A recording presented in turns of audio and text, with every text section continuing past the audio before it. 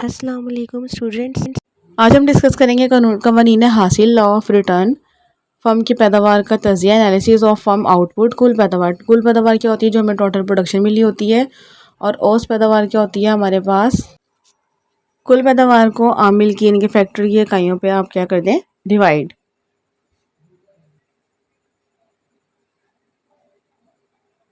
यानी कि यहाँ पे आगे मुख्तलिफ पैदावार क्या होती है, जैसे ऊपर लिखा हुआ ना, एक फर्म एक अरसे तक किसी आमल पैदाइश को मखसूस इकाइयाँ लगाकर, यानी मखसूस इकाइयाँ यानी कि कुछ मेहनत है, पैसे लगा के करती है ना, तो उसको अगर डिवाइड करें कुल पैदावार पे तो वो आ जाती है हमारे पास औसत पैदावार। और मुख्तलिफ का मतलब होता है कुल पैदावार में जो चेंज आ रहा है। अब जैसे ये इन्होंने अज्यूम किया हुआ है कि पहले एक वक्त आता है बढ़ती है, फिर ऐसा ऐसा कांस्टेंट हो जाती है, फिर ऐसा ऐसा गिरना शुरू हो जाती है प्रोडक्शन, ये बात की हुई है। अगर आप इन सबको डिवाइड करें, सब पे 4 को 1 पे, 12 को 2 पे, तो हमारे पास आ जाएगी औसत पैदावार यानी कि एवरेज प्रोडक्शन। और मार्जिनल प्रोडक्ट क्या होता है, जो चेंज आता है। इसकी डायग्राम बनाई हुई है। पहले तो इन्होंने पहले टोटल पैदावार की यानी कि टोटल प्रोडक्शन की बनाई हुई है, कुल पैदावार। अब यहाँ पे इसकी डायग्राम बनानी है टोटल प्रोडक्शन की, वो ऊपर जाके भी देखें नीचे आ रही है। और यहाँ पे हमने बनानी है मार्जिनल की और एपी एवरेज प्रोडक्शन की एवरेज। और यहाँ पे जो मेन टॉपिक है वो कवानीन हासिल है, लॉ ऑफ रिटर्न, ये ज़्यादा इंपॉर्टेंट है। इसमें 3 तरह के लॉ हैं, law of increasing return, law of diminishing, law of constant. Increasing का मतलब क्या है, तकसीर का मतलब होता है ज़्यादा। डिमिनिशिंग का मतलब क्या है, गिरना। तकलील का मतलब होता है कम। कांस्टेंट होता है सेम, यकसानी। ठीक है। अब जैसे कि हम एज्यूम कर लेते हैं हमारे पास हमने 100 रुपये या 100 यूनिट कोई से भी फैक्टर यानी कि हमने मेहनत लगाई यानी कि लेबर लगाया, लेबर भी तो पैसे लेगा ना, चार्ज करेगा, या हमने कोई पैसे लगाए, लेकिन हमें यूनिट कितने मिल रहे हैं, हम यहाँ पे बात कर लेते हैं। जैसे 100 यूनिट लगाने पे 100 मिल रहे हैं, 200 लगाने पे 250 मिल रहे हैं। ठीक है, तो ये क्या हो जाएगा, कानून तकसीर हासिल। अब जैसे 100 पे 200 मिल रहे हैं और 200 मजदूर लगाने पे कितने हैं, मजदूर हैं या पैसे हैं 450 मिल रहे हैं। अब कंपेयर करें ना तो ये ज़्यादा है। 100 पे 200 मिल रहे थे तो 200 पे 400 होने चाहिए, लेकिन 50 आगे आगे ना मजीद बढ़ते जाएंगे बढ़ते जाएंगे एंड बढ़ते जाएंगे। इसको बोलेंगे कानून तकसीर हासिल या law of increasing returns. Returns का मतलब होता है वसूली, हासिल, कि हमें क्या मिल रहा है। अब नेक्स्ट है लॉ ऑफ डिमिनिशिंग रिटर्न। जैसे कि अगर हमने 100 यूनिट लगाए तो हमें 200 मिल रहा है। अब हम 200 लगाते हैं यूनिट, 200 10 20 कुछ भी लगा सकते हैं, तो हमें कितने मिलेंगे, 380।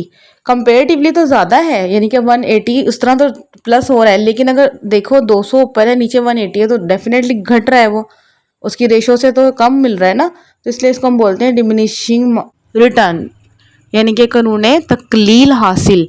क्योंकि हम लगा रहे हैं 100, हमें मिल रहा है 200, हम 200 लगा रहे हैं तो हमें 380। वैसे तो ज़्यादा है, लेकिन अगर पर पेयर के पॉइंट ऑफ व्यू से देखें तो कम है, वो आहिस्ता आहिस्ता यानी कि उसकी जो एफिशिएंसी है वो क्या होती जा रही है, घटती जा रही है। अब होता है लॉ ऑफ कांस्टेंट रिटर्न, यानी कि कानून यकसानी हासिल। 100 लगाएंगे 200 यूनिट मिलेंगे, 200 लगाएंगे 400, 300 लगाएंगे 600।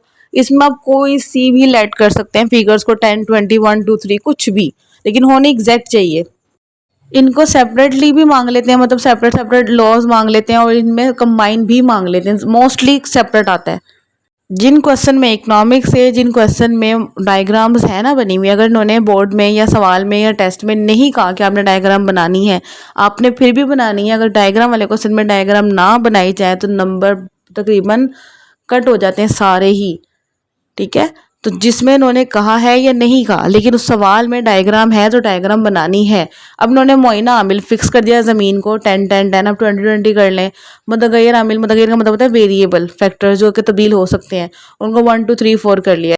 और जो उनकी प्रोडक्शन आ रही है, पहले 10 आ रही है, फिर 30 आ रही है, फिर ऐसा ऐसा जब उनका मुख्ततिम लेंगे तो वो 10 20 30 40, तो वो ऊपर की तरफ जा रहा है। यानी कि हम एक लगा रहे हैं तो हमारा बढ़ता जा रहा है, 1 पे 10 है, 2 पे, इस तरह से। अब कानून यकसानी हासिल है, जैसे देखें वो मोइना आमिल जो है, ज़मीन जो है, फिक्स फैक्टर जो है वो 10 10 आ गया। अच्छा, इसमें ये भी देखना है कि इसका इतला किधर होता है, ये अप्लाई किधर होता है, ये वाला असूल। ये मोस्टली ना सनतों में होता है, क्योंकि सनत में मजदूर जितना लगाया जाता है उतनी वो आउटपुट जा रहे होते हैं।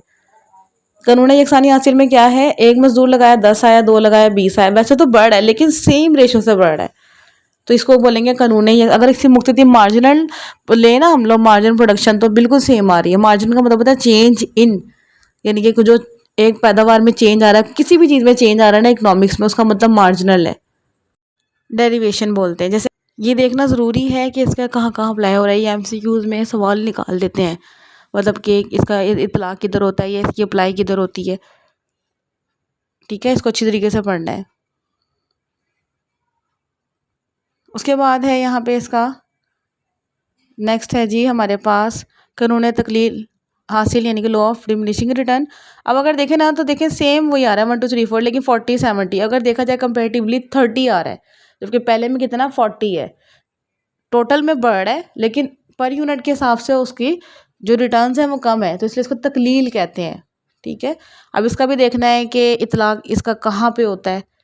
ये जो चीज़ें एक्स्ट्रा लिखी है ना, मफरूज़ात ये वो, ये तो इम्पॉर्टेंट है, इसको पढ़ने हैं। और ये पेपर में जिसके साथ डायग्राम है, चाहे वो मांगे या ना मांगे, हर हाल में बनानी है, अदरवाइज़ नंबर बहुत ज़्यादा काटेंगे, ये देंगे ही नहीं। अगर देखा जाए ना तकसीर की, यानी कि इंक्रीजिंग के ऊपर जा रही है, कांस्टेंट की सीधी आ रही है और डिक्रीजिंग की नीचे आ रही है, तो अगर ये इकट्ठा भी मांग लेते हैं तो टेंशन वाली कोई बात नहीं है। जैसे देख लें यहाँ पे ऐसे ही होता है, पहले जब मज़दूर लगाए जाते हैं प्रोडक्शन बढ़ती है, फिर कांस्टेंट होती है, फिर जब मज़दूर ज़्यादा हो जाते हैं ना तो पर प्रोडक्शन उसकी कम आना शुरू हो जाती है। ऐसे ही होता है, क्योंकि नॉर्मली ऐसे ही होता है। जैसे देखें पहले में वो बढ़ रहा है, फिर वो कांस्टेंट पे आ रहा है, फिर वो आहिस्ता आहिस्ता नीचे, अगर वो कांस्टेंट पे चीज़ आ जाए तो वो आहिस्ता आहिस्ता फिर नीचे आना शुरू हो जाती है। तो इसको भी हम रिटर्न आ रहा है, रिटर्न हर हाल में आ रहा है, लेकिन जिस तरह हम मजदूर लगा रहे हैं, हम कैपिटल लगा रहे हैं, उसके कंपेरेटिवली कम आ रहा है, उसकी रेशो के पॉइंट ऑफ व्यू से कम आ रहा है।